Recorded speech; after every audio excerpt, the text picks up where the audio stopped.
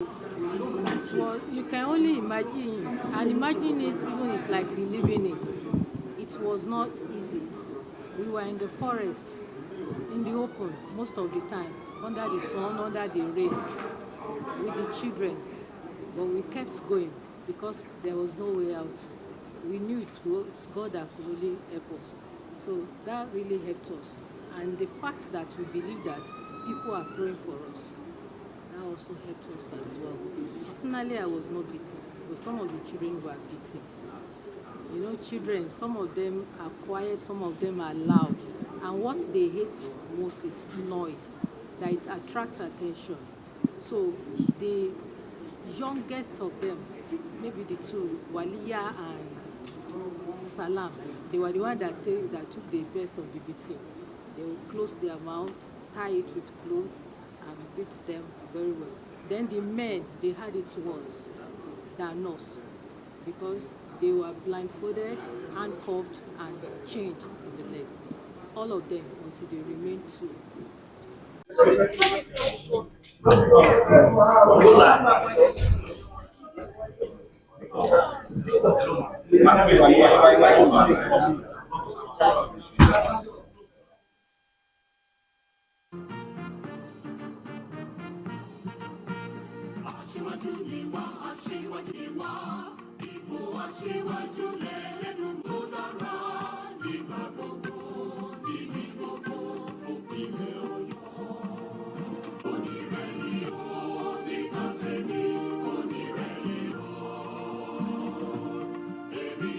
Well, starting with the leader of the successful security task force, the GOC, 2 Division Nigerian Army, Major General Edward Adebo Ogundoyin. We have the Secretary to the State Government, Professor Musiba Babatunde. Honorable Kazim Adeniyi Adeyinka.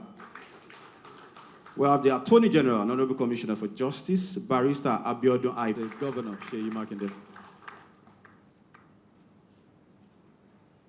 Your Excellency, the Deputy Governor of Oyo State, but it's just a recovery. He was injured in that the incident, the rest. Will not be interested in our case again because they did not value us. We have scars already. We believe with time we will heal.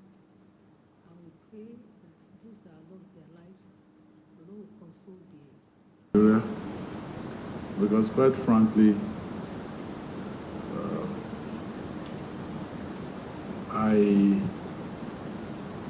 I'm still short of words because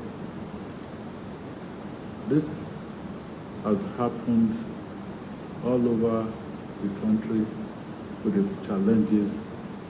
But when it came to Oyo State, it was totally different. The whole world rose and in unison, they kept calling for the safe return of the teachers and the students. I can only just thank the Almighty God for His grace over this state. I've stayed there 7+ years here. This is my very first time of witnessing something like this. It has never happened in Oyo State. And I do pray that this is the last time. From those places. And then the Air Force flew, they couldn't see anything. The drone team also flew. We didn't get anything from those things. And that was how we insisted on ground operation. It has to be ground. I have to go deep into the forest. And it's during one of these operations that we lost the officer and the soldier that particular day, and there some other ones wounded. One of them is actually serious because he has a broken hand due to gunshot wound. The operation continued, and we had to involve a lot of agencies and had to take over the whole operation completely from the garrison commander, because we had to now bring in troops and forces from from different places providing intelligence. And I had to coordinate all these teams together. And let me just mention that we have teams from the special unit of the Office of the National Security Advisor. We have this National Counterterrorism Unit, the tactical team were there with us. We have Defense Headquarters Special Forces team. That particular team comprises of the Army, Navy, Air Force, Police, DSS, Civil Defense, National Intelligence Agency, and some other security agencies. They made up that Special Forces team. They came in large number with the men, equipment, and everything. And we have the Nigerian police. Apart from those ones in those special forces, we have them. The team from Oyo State, DSS from Oyo. We have Nigerian Air Force in Oyo. And specifically from the Air Force, we had a special team from Kainji. That is where they have that tactical operations group with all their fighter aircraft. National intelligence agencies were part of it. We have troops from the Operation Savannah Shield in Kwara. We have to bring them in to do a kind of blocking force from that northern side of the state. And of course, other security agencies, we have the local vigilante, like His Excellency said, we lost a few of those hunters too. The times that we had hope that we will come out alive. Mr. Mgbeke was killed on the second day we got there, but Dikin was killed on the first Sunday of June. The first Sunday of June.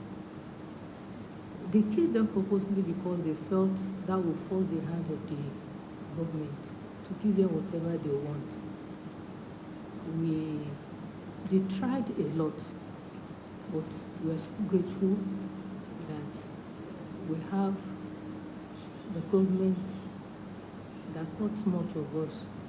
It was until we got out that we discovered that the whole world was interested in our case. We thought we were a write-off. So all we want to say is thank you very much to everybody, especially the officers, the governor, the president, everyone that has been involved in this case. We have scars already. We believe with time we will heal.